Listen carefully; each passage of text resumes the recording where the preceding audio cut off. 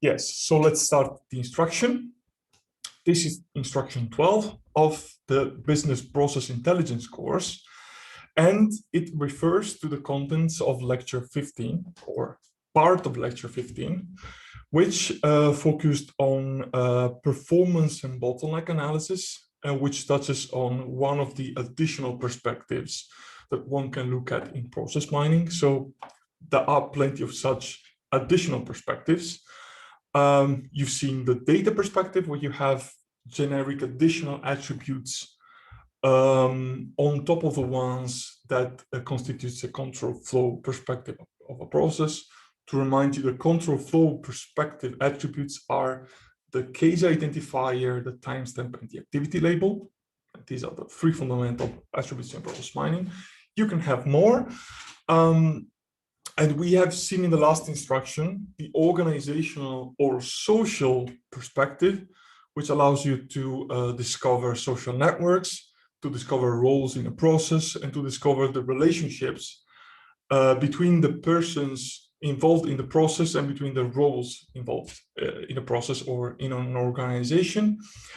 What we're going to look at today is the time or duration perspective. So we will look at the duration of events and the overall performance of a process and the possible detection of bottlenecks in the process. So let's jump to the first exercise.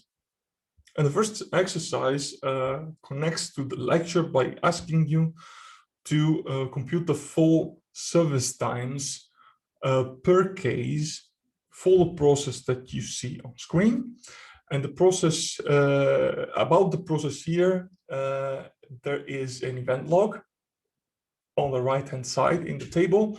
And on the left-hand side, there is a process model of this process discovered from the log. So as first thing, you can see that this event log has additional attributes compared to the classical 3 columns. And specifically, what is interesting here are 2 additional columns, which are the one labeled with life cycle and one labeled with time. Right. So, sorry, the time is the timestamp, which is one of the fundamental attributes, but the additional important column is the life cycle one, which contains start and complete labels of events in the process. So the life cycle attribute in an event log gives you the, let's say, the nature of what has been marked in time regarding that specific event, right? So the most common life cycle transition labels are start and complete, and are many available event logs where you can have start and complete life cycle transitions for all events. As Will mentioned in the lecture, there are also other ones.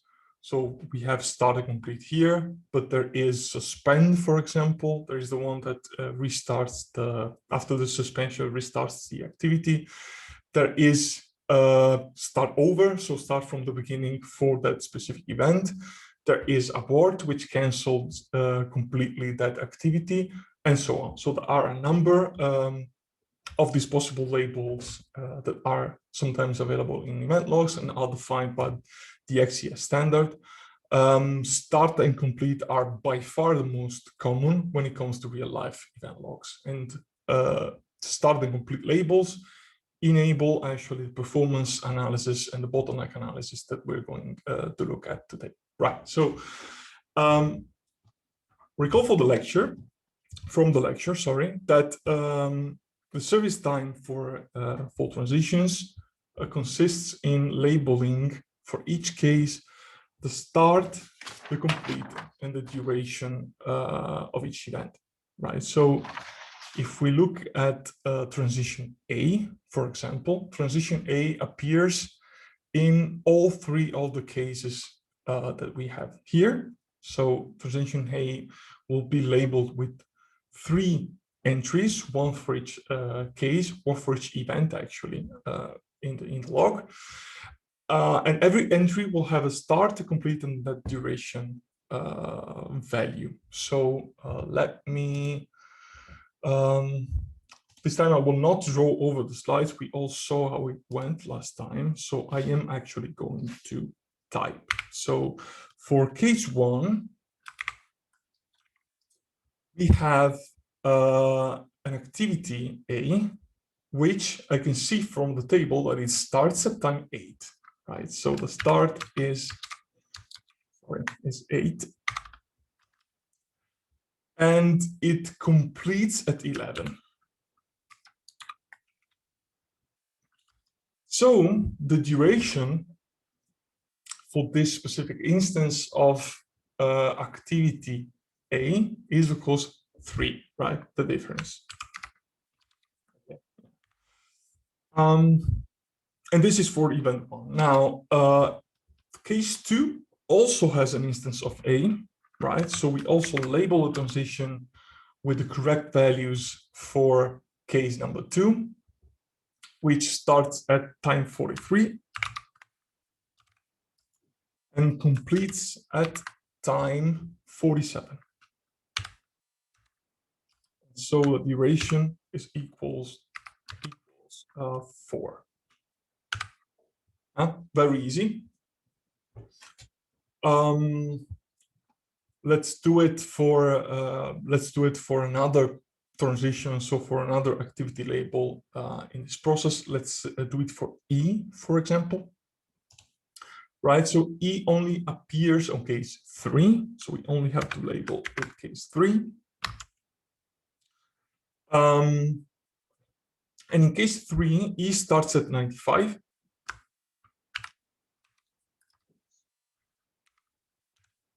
And completes at 125. So the duration is that. Very easy, right? So this is essentially the labeling of transitions in a process model with service types. And you can see how this works. And if we go on the next slide, we can see that here the solution of the exercise and every transition is labeled with the time information, start, complete, and duration for every instance of that event. And that is also labeled, of course, with the case ID to which that event belongs. Very, very easy. So this is just an annotation of a model with time information from the log. And if you recall, there is this slightly old-fashioned high-level distinction in process mining, where techniques are mainly grouped into process discovery techniques, conformance checking techniques, and model enhancement techniques. And so this time perspective analysis that you can see here can be considered a model enhancement technique, right? Because we take the process model, which might be designed by hand, or in this case can be discovered from the log, and we enhance it by labeling it with additional information, in this case regarding time. So this is also a model enhancement technique, right? So this is the exact same exercise with the slightly more complex model and log. And I invite you to, since it's very simple to label the transitions with this service times, I invite you to go back on this and do it yourself. But this is also the solution. It will be available on Moodle, so you can compare your notations if they are correct. Now let's go to another topic. Let's touch on another topic regarding performance, the performance perspective, which is waiting time. So waiting times in a process are essentially the units of time where nothing happens for specific parts of the process. And if you think of how a Petri net represents a process, you have that things, let's say things happen when transitions fire, right? So firing transitions represent the occurrence of events, or more generally things, in the process. Meaning that while it makes sense to label the transitions with the time where the process is actually working, is actually doing something, conversely, we can label places with waiting times, because we can define the waiting time as the time that a token spends in a place essentially doing nothing. So we know that the units of time where a token is just sitting on a place are inactive. So that is inactivity in a process. And we define that as waiting time. And this exercise asks you to compute the waiting time for the places in this model based on the service times that you can see in the labels of the transitions. So does anyone, is there any brave soul in the call, in the lecture, which wants to try to compute or label the waiting time for place, for example, P1 in this patronet?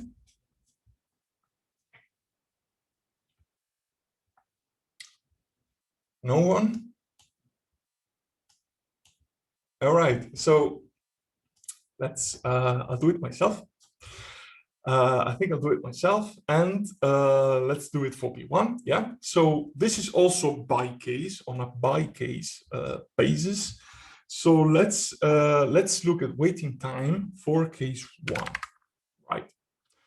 So with a comma like here. Oh, okay, we have an answer in the chat.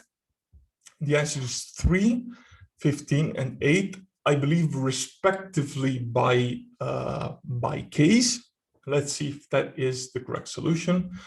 So case 1 has an occurrence of event A, which is this transition here, which deposits a token in P1, and which then gets eaten by this transition B when it fires. So firing A puts a token in P1, which then gets consumed by B. And so let's see the waiting time of that token. So A completes at timestamp 11, right? So at time 11, A puts a token in P1. Then the token stays in P1 until the event B starts, and event B starts at 14. So 11 going to 14, that is a wait of 3 time units. So case 1 has a waiting time of, waiting time of 3 time units. For case number 2, we have also an occurrence of A that puts the token here, and then C happens, but then B happens afterwards. Then we have the same reasoning. So the complete time of A is 47. And a token is put in P1. B starts firing case 2 at 62. So 62 minus 47, 15. Yeah, correct. So waiting time equals 15. And then you can see that that for case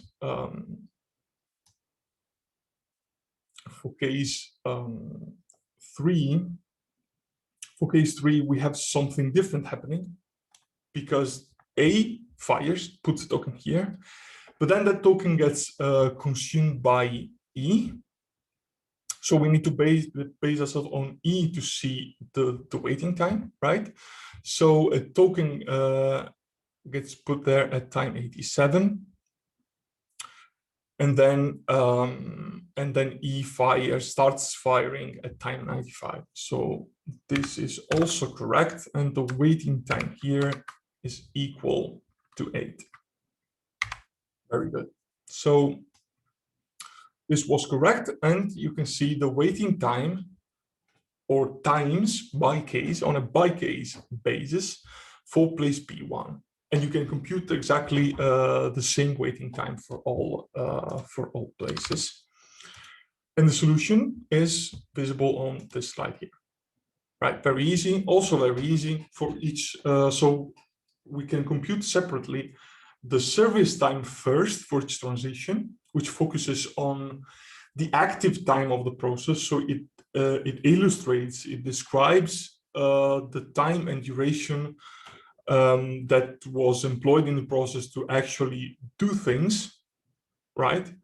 So useful time in a way, while the places, on the places, we can compute the waiting time, which are the idle time in the process in between activities where essentially nothing happened and was just waiting for the next activity to occur. Right, very, very easy, right? So are there any questions regarding the labeling a process model with service times and with waiting times and the computation and so forth? Are there any questions on this? Okay, I don't see any raised hand or message in the chat, so I think we can carry on. So this exercise asks you the same thing, right? So this is the same exercise, and it is on the second process model. We also saw this process model before in the exercise regarding service time. This is slightly more complex, and this asks you to compute the waiting time on a per case basis for all the places in this model. And the procedure is exactly the same as we saw previously. So most of this exercise I will leave it to you to solve. There is one important thing to notice, however. This model also has transitions which are silent or invisible and are labeled with tau. So transitions which are not associated with activities in the real world or in the real process, but are there just for structural reasons to put tokens in the right places. And they don't correspond to any actual activity or any actual anything that happened in the real world. So given that they don't represent anything in the real world, the way these are treated is the following. They don't correspond to anything that happens in the process. So we made two assumptions regarding these tau transitions. The first assumption is that these tau transitions fire as soon as they can, right? Meaning that they fire immediately when they are enabled. Now recall from Petronet's theory. From Petronet's theory and semantics, a transition is considered enabled in a certain Petronet with a certain marking if there is at least one token in each of its input places, right? So this transition here, this tau transition here, is enabled if there is at least one token here, at least one token here, and at least one token here. So each of the input places. And then a transition fires and consumes one token for each place from each place in the input set, so the input places, and puts one token in all the output places. This is how Petronets work. So the assumptions we make is that these tau transitions here will wait to be enabled, so to have a token in each of the input places. And as soon as the last token is put on the input places, so the last empty place in the input set is filled, they fire immediately. And the assumption number two, so this was assumption number one, they fire as soon as they are enabled. Assumption number two is that they take zero time to fire. So in a way, the start and complete timestamp for firing these tau transitions is the same, and the duration in this time in this tau transition is equal to 0. So the places go through these time, the tokens go through these tau transitions in 0 time, right? Which are, I think, reasonable assumptions if they represent actually no activity in the real world. So with these assumptions, you are able to compute the waiting time also for the places before and after these tau transitions. Because what you know, let's do it. Okay, let's actually do it for this tau transition here, the one on the right, which, since it has 3 input places, is slightly more interesting. And let's do it, for example, for case number 1, right? So what happens is the following. So case number 1 has B, C, and D, actually C, B, and D, that fire in this order. So the first is C, that completes at time 28. So at time 28, there will be a token here. Then there is B, that completes at time 44 and puts a token here. And then there is D, that also completes at time 44 and puts a token here. So the situation is that C, at time 28, C puts a token here, and that this tau transition is still waiting because it's not enabled, right? Then at time 44, B and D complete simultaneously and put a token here and token here, and immediately, tau fires and puts a token in its output place. So the situation we have is that the waiting time here for case 1 is actually 0, right? Because at time 44, a token gets put there, and at time 44, it is consumed, because at that point, the tau transition is enabled and it fires immediately. And since so it happens at the same time, at time 44, also they put a token here. Here, for case 1, we also have a waiting time of 0. Right? While the token produced by C needs to wait. Is anyone able to tell me the waiting time of the token for case 1 in this place?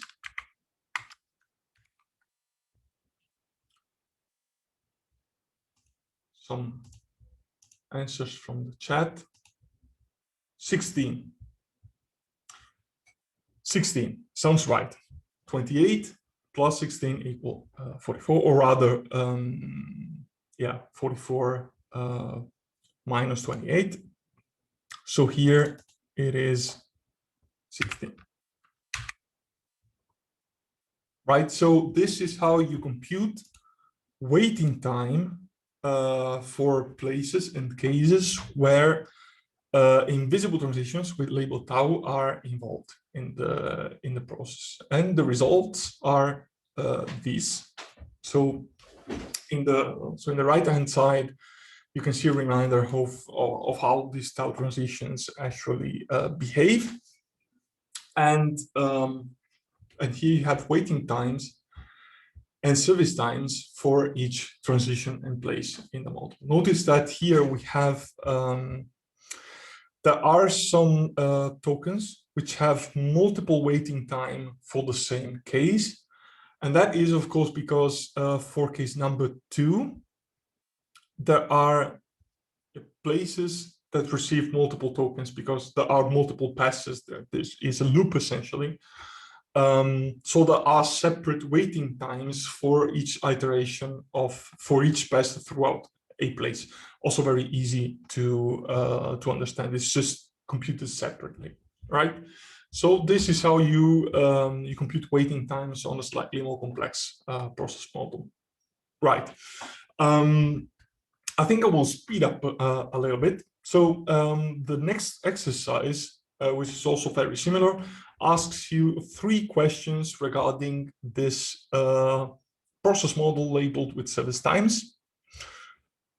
So the first thing it asks is to calculate the average waiting times. And here it is very easy. The average waiting time is just the simple average between the waiting time across cases for a specific place, right? So if we do it for this place here, the place in between A and B, we have that in case 1, we have a waiting time of 1, 7, 8.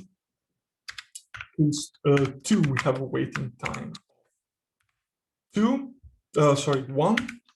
15 to 16. That is oh, sorry, yeah, no. So in the first case, the complete is at 8, and the start here of B is at 15. So this is actually 8. I was computing the duration for some reason. Then for case 2, the complete is at 16, right? And the start here is at 37. So we have 11. Then no, 21, sorry. For case number 3, isn't it 741? It is 7. It is 7. I'm sorry. Yeah. But with numbers apparently. Case number 3. Also, okay. Since I'm bad with numbers, I think I will ask you. So, what is the waiting time for that place for case number 3? It's 2, right? Complete at 24 and start at 26. Okay. And then let's do it also the last one. What is it for number 4? 8, right? Complete at 34, start at 42, makes 8. Okay, so we have computed the waiting time for this place, and then if we compute the simple average, we get 9.5, which is the average waiting time for this this place here. And with the same very simple procedure, you can get the average waiting times for all the places in the process, of course, except the start and end place, which do not have a defined a waiting time, of course. So what is the bottleneck here?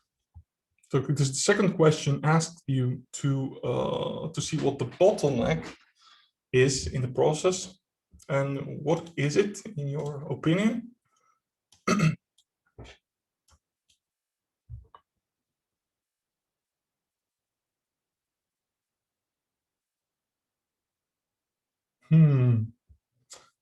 Very hard question. I think, my personal opinion, I think the bottleneck is right there, because there is a very high waiting time across cases. So based on the limited evidence of these 3 traces in this event log, we can conclude that there is a bottleneck there, and there is a very high waiting time at that point of the process. So if you have this slide and you have a real process model, you can grab this slide, you can go to the president of this company or the CEO or some manager and tell them you have a bottleneck here. And so it seems that at that point of the process, you need to either check what's going on because people are just waiting there.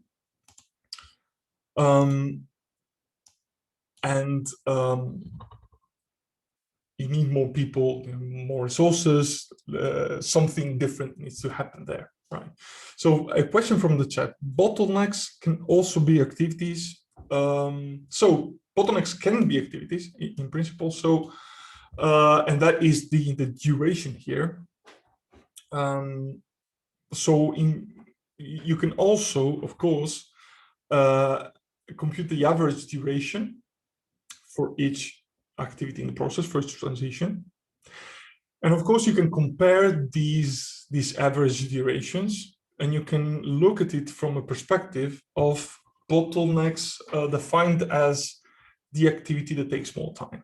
But of course, you should be aware that those are two slightly different definitions of bottlenecks. And this comes down to what we were saying before regarding, let's say, active time in a process and passive time in a process, right? So the bottlenecks computed on the duration of activities, it's the assumption based on the data you have, based on the log you have, is that that is active time.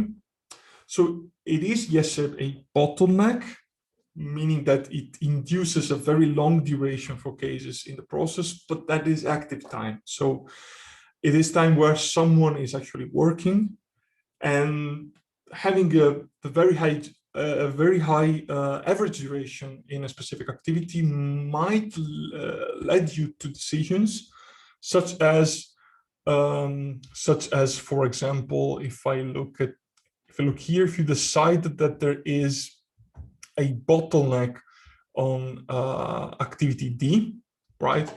I see that. So it has high durations, or you can, yeah, or also be sort of critical. So you can decide, okay, this takes a lot of time. Maybe D is a department, and you need to hire more people in D, or you need to interview the team leader there because you want to know what's going on. Well, waiting time are bottlenecks in the sense that the organization during the time is idle. So for that, this 55.33 units of time we have on that place, on average, it is the time that where workers are idle per case, right? It's the expected idleness at that point of the process for the people, the resources there. So it is another type of bottleneck. It's the bottleneck where the case is not progressing. It's just sitting there in between activities. So that also might lead you to decisions such as looking what's going on, what is the problem. This is also the reason why everyone's scared when you go in a company and do performance analysis. People don't like to have their performance analyzed because accountability and other reasons, of course. But actually, yeah, this performance analysis should not lead you to decisions based on a per person basis, but you should look in a holistic way to a process, and you should get to the root cause of bottlenecks and improve the process rather than targeting people. Maybe one last thing that I can say here, which is not directly related to the question, but I forgot to say it earlier. So this seems like a good time. You can see that here you have the start and complete, which are available for each event, but in some cases, these start and complete labels are only available for some events in the log, and that is very, very, very common, or even not available at all, and you don't have the life cycle transition, you just have a timestamp, and that is it. So the way that is normally interpreted is this: if you don't have any label or indication, the assumption is that an event is recorded in the time it is completed. So the default life cycle transition label would be complete. And usually when you need to apply algorithms and methods that need the start and the complete for each event, then you assign to each event. So you have already the complete, which is the timestamp of the event, and the start is equal to the complete of the previous event.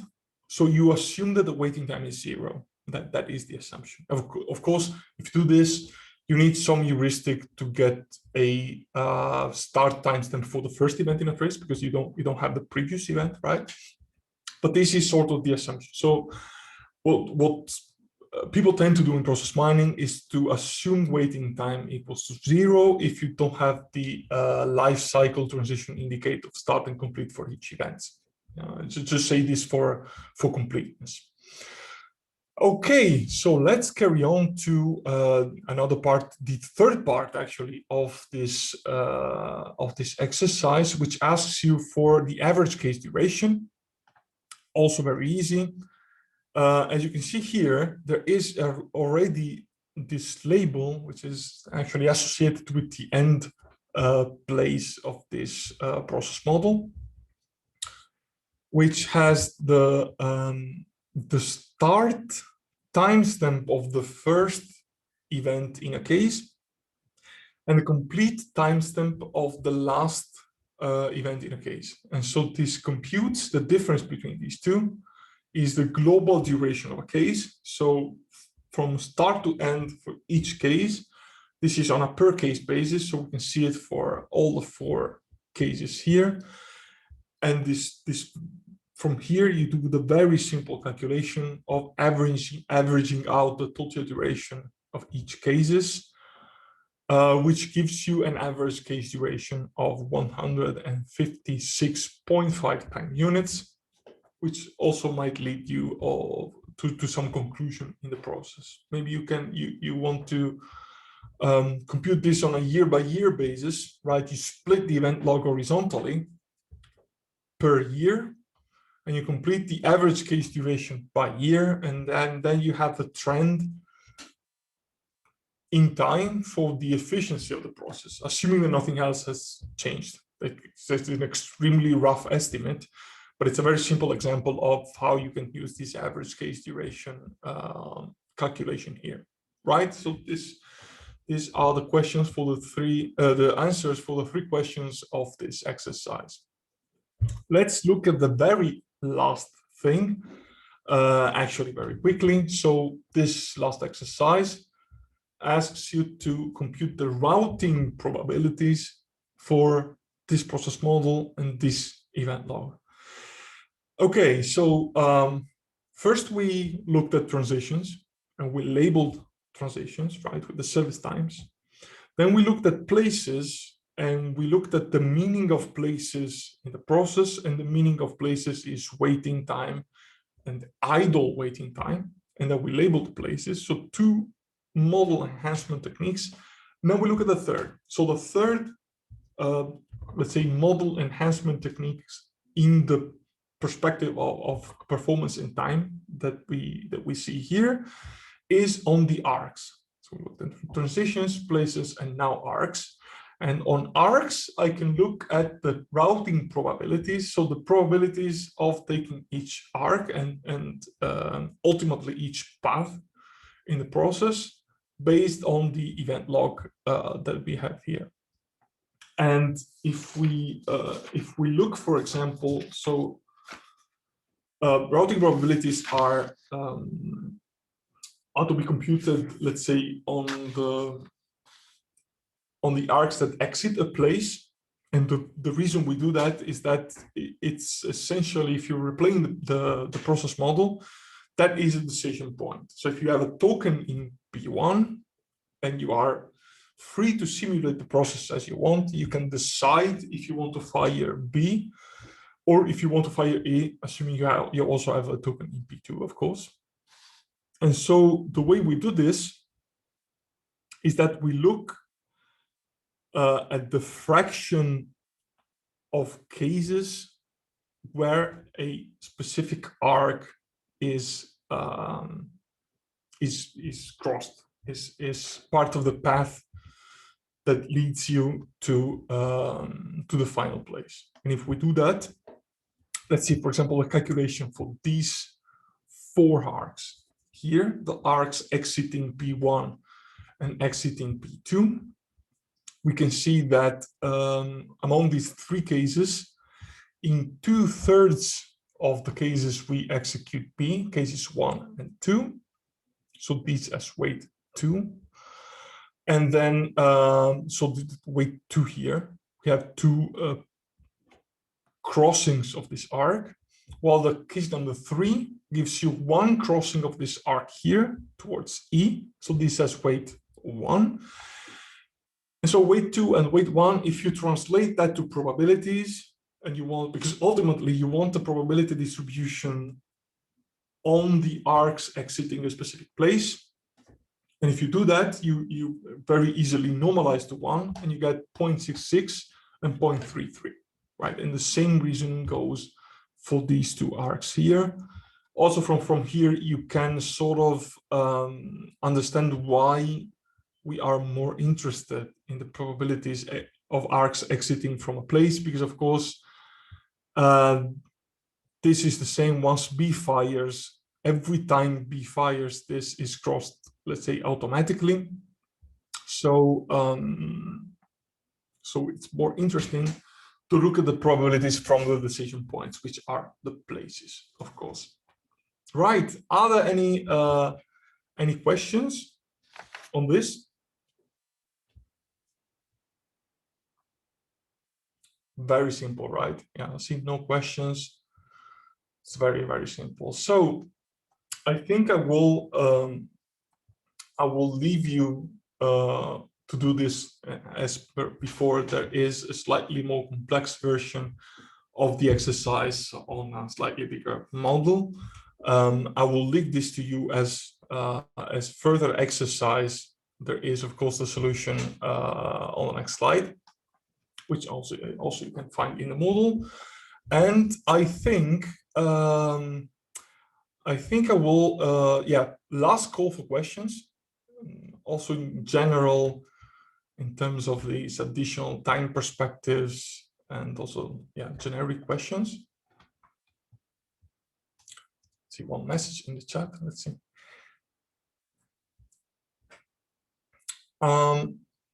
Can we use the prompt plugins to check precision based on align and conformance to check the precision of a pattern head? Okay, so it's a bit unrelated to the lecture, but yes, so you can. So when using prompt plugins, so this is something that I encourage you to do, like in general, aside from precision, other metrics, discovery techniques, conformance techniques, etc. Try to always refer to the literature, because it is, of course, nice and very immediate to jump on prom, load the log, fire up a plugin, move the sliders a little bit and see what changes, change the setting and see the consequences. And that is very immediate, and it's great for intuition, right? It gives you immediately the intuition of what is happening. At the same time, you are and will be data scientists, and it has science in it, meaning that you need also to be rigorous. You need to be extremely precise. So if you are not just playing around, but using a metric or a technique for a serious goal, such as analyzing data to take decisions, to describe what happened, to make predictions, maybe, always refer to the science. So always look, at least briefly, to what the authors of the plugin intended to do, how they did it, how well it works. And of course, you can find this by Googling the prompt plugin, the name of the plugins, the plugin, maybe the name of the authors of the plugin. You will always find the paper. Basically, always, every prompt plugin has been added to the platform following a publication of a paper, scholarly paper, refereed, that describes very precisely what the plugin does, for which reasons, when it works, when it doesn't work, which kind of data, etc. So go very in-depth into this, and try to also understand how it works. So this is my general advice, and this goes for all prompt plugins, and in general, this goes for every scientific software or scientific tool that you might use. It might be scikit-learn, might be GenSim for text mining, might be anything, even data visualization techniques. Yep. So this said, are there any other questions?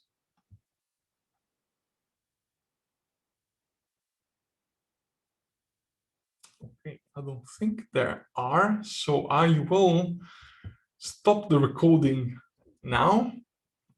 So let's